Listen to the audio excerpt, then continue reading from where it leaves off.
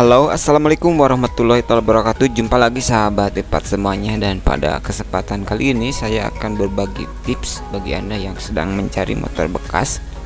Mungkin Anda ada di wilayah lainnya di luar kota Tasikmalaya.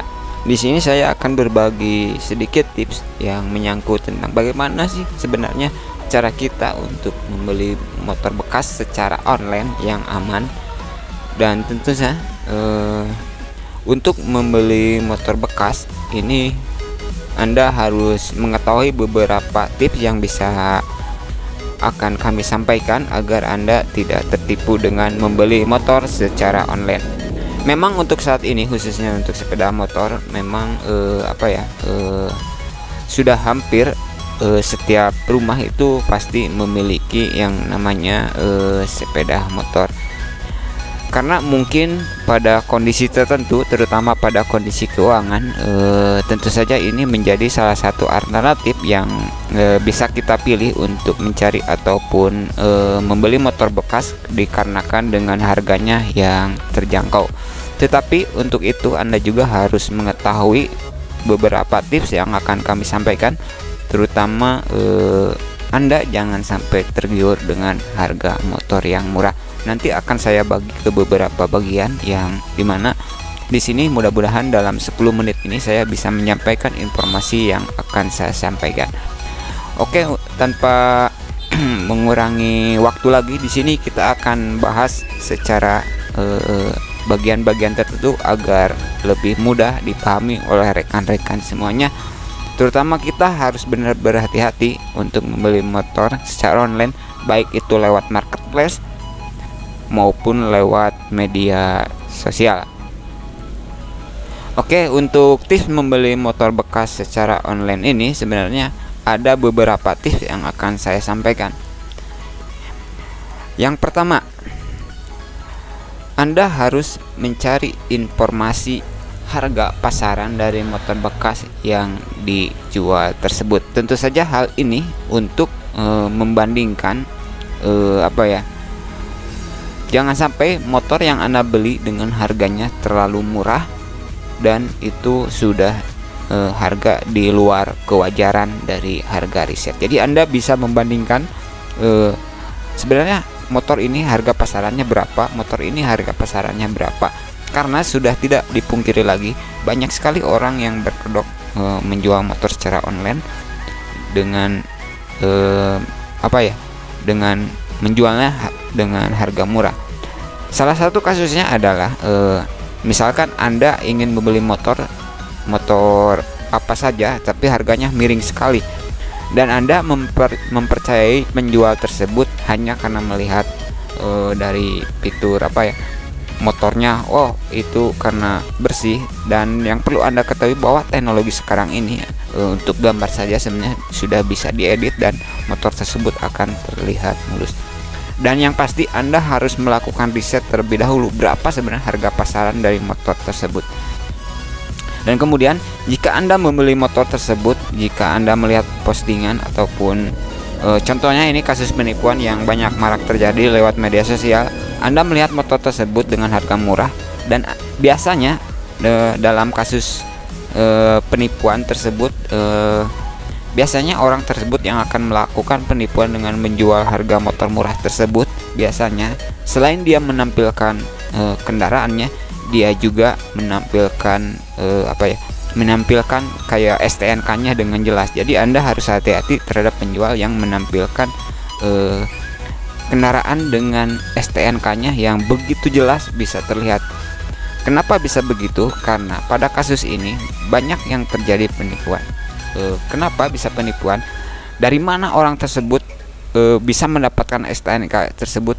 Kok bisa pas dengan motornya? Jadi ceritanya begini. Jadi orang tersebut mencari penjual dengan mencari penjual yang memposting motor tersebut, tetapi dia itu seolah-olah ingin membeli, tetapi dia meminta dulu untuk memfotokan dulu STNK-nya karena dia ingin mengetahui STNK-nya. Maka dalam hal tersebut si penipu ini dari penjual aslinya tersebut hanya untuk meminta informasi foto STNK dari korbannya. Maka dari itu, ketika Anda mendapatkan penjual motor seperti itu dengan ada gambar motornya, kemudian ada foto STNK-nya, Anda harus hati-hati, terutama dari harganya. Jika harga itu miring, berarti Anda dalam jadi apa? Berarti Anda menjadi salah satu target penipuan berikutnya. Dan saya katakan bahwa tidak semua orang yang menampilkan postingan motor begitu dengan dengan STNK-nya yang itu dengan menampilkan STNK-nya di postingan, itu tidak semuanya orang tersebut terindikasi penipuan, melainkan mungkin dikarenakan ketidaktahuan atau bagaimana, saya juga tidak tahu. Tetapi untuk showroom kami memang untuk hal ini tidak diperbolehkan. Ketika ada orang yang ingin membeli motor di showroom kami secara online, untuk memperlihatkan STNK-nya, dikarenakan jika dia berniat ingin membeli motor, bisa langsung cek ke lokasi, ke tempat kami. Setelah dia datang ke lokasi tempat kami, baru biasanya kami akan memperlihatkan surat-suratnya, BPKB-nya, STNK-nya ke calon pembeli.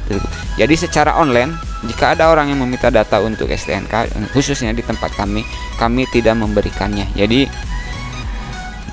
selanjutnya, walaupun demikian, walaupun orang tersebut menjual motor dengan adanya STNK, menampilkan STNK-nya, fotonya, karena Anda sudah yakin bahwa itu motornya ada dan milik dia, selanjutnya Anda harus melakukan riset terlebih dahulu. Itu penting sekali, karena itulah faktor apakah orang tersebut benar-benar penjual atau berniat untuk menipu. Jadi pastikan dua hal tersebut pada informasi tersebut, untuk selalu lakukan riset harga, dan kedua, jika orang tersebut menampilkan foto STNK-nya secara lengkap, Anda harus hati-hati. Oke, untuk selanjutnya, untuk tips yang kedua, yaitu Anda harus bisa mencari informasi mengenai penjual motor tersebut. Dia sebenarnya penjual motornya di mana. Jadi contohnya dia dealernya di mana. Tentu saja hal tersebut sangat diperlukan sekali untuk mencari informasi penjual tersebut. Jadi apakah dia perorangan atau apakah dia dealer? Kalau dia perorangan, lebih baik jika Anda ingin membeli motor, jangan sekali-kali memberikan uang muka atau mentransfer uang, apapun alasannya. Misalkan diminta dulu untuk mentransfer uang mukanya, Anda tidak, saran saya jangan sekali-kali untuk memberikan transfer uang muka tersebut. Lebih baik Anda langsung datangi saja penjual tersebut secara offline. Jika memang tidak memungkinkan secara online, Anda harus melakukan riset dulu, apakah dia benar-benar bekerja di dealer tersebut ataupun showroom tersebut, ataukah apakah dia hanya mencapluk ataupun misalnya mencapluk dari nama showroom tersebut. Anda harus hati-hati dan Anda harus bisa meyakinkan bahwa orang tersebut benar-benar asli penjual, apakah dari showroom tersebut. Mungkin contohnya seperti itu. Kemudian untuk tips yang selanjutnya, itu tips yang ketiga, yaitu kita harus mencari mengenai informasi dari motor bekas yang akan kita beli. Tentu saja hal ini sangat sangat penting sekali untuk melihat. Misalnya Anda mendapatkan motor tertentu di situs-situs online, Anda harus melihat dulu review maupun rating dari penjual tersebut ya.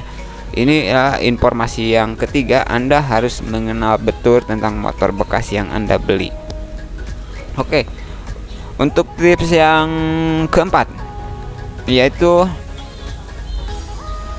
tips yang keempat yang bisa Anda lakukan agar Anda tidak mudah tertipu dan aman, Anda bisa tanyakan kepada orang yang benar-benar pernah membeli terhadap orang tersebut yang menjual kendaraan tersebut. Itulah tips yang bisa Anda lakukan. Anda bisa bertanya sama orang yang pernah membeli motor bekas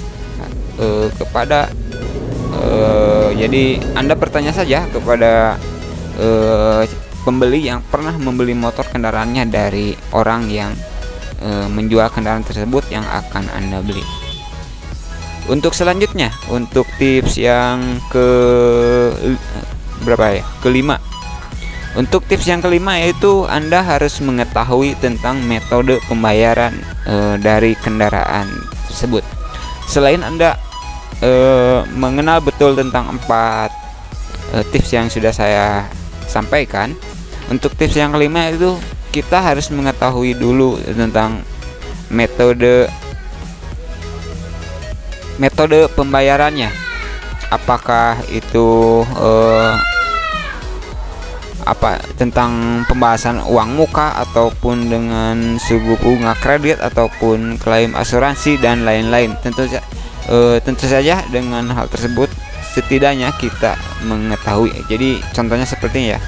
Jadi jika ada penjual yang meminta transfer terlebih dahulu dengan berbagai dilah ataupun berbagai alasan apapun, disarankan untuk tidak langsung melakukan transfer berapapun yang dia minta, karena biasanya pada kasus ini banyak sekali orang yang menjual kendaraan dengan pura-pura untuk meminta sebagian dulu atau mentransfer uang mukanya dulu ke Anda. Untuk selanjutnya, ada kasus menarik lainnya sebenarnya pada kasus metode pembayaran ini.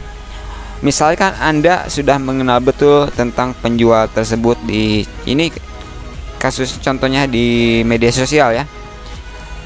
Kemudian Anda melakukan transaksi dengan orang yang sudah kenal Anda tersebut di media sosial lewat Messenger, dan kemudian orang tersebut meminta transfer ke Anda untuk uang muka tersebut. Walaupun Anda sudah mengenal orang tersebut, ada satu saran yang saya akan sampaikan. Anda tidak boleh langsung percaya terhadap orang tersebut, walaupun orang tersebut Anda kenal di media sosial. Untuk tip memastikan apakah orang tersebut benar-benar orangnya yang menggunakan akun tersebut, karena pada beberapa kasus ada orang yang mencuri akun dengan tujuan untuk penipuan, terutama dengan akun-akun seller ataupun akun-akun penjual.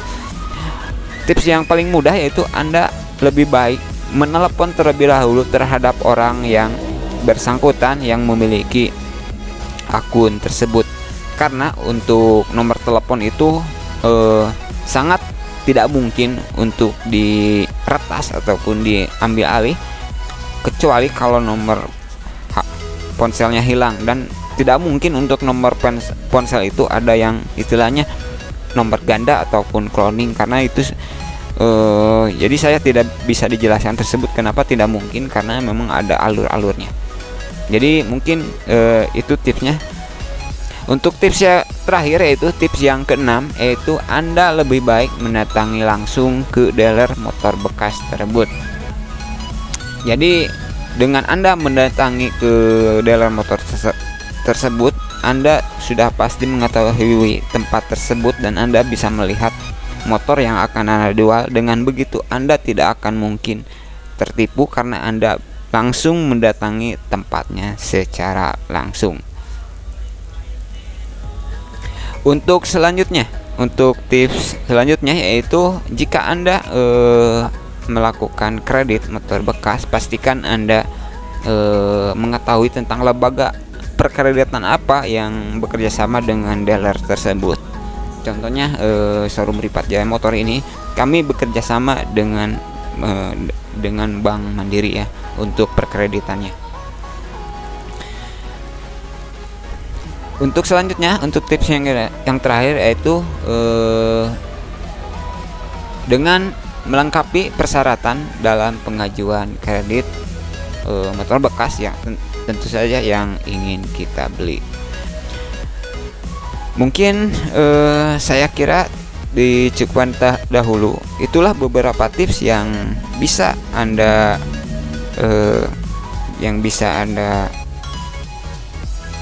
ketahui ataupun yang bisa Anda